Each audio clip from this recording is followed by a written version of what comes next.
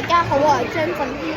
今日我喺間大陸嘅越南餐廳食越南菜，俾你睇下我哋有咩食啦。有越南船河呢個芒果 sticky rice 同埋呢個檸檬茶，我就試下呢個檸檬茶先。唔好嘭一聲擺落嚟佢啊！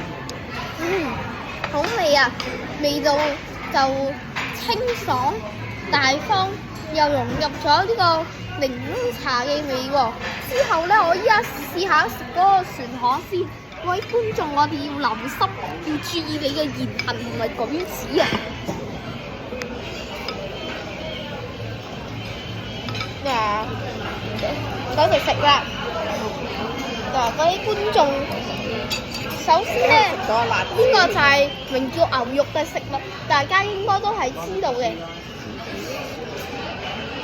嗰碗嘢好大碗嘅。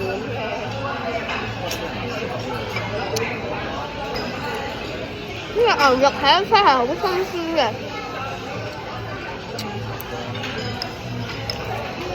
之後食下呢個船河，好味嘅都係。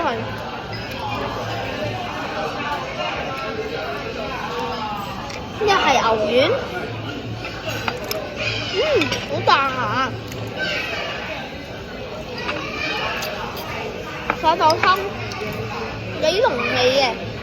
之後夾口個芒果嚟食啦，呢嚿就係芒果啦，灑咗啲椰汁醬，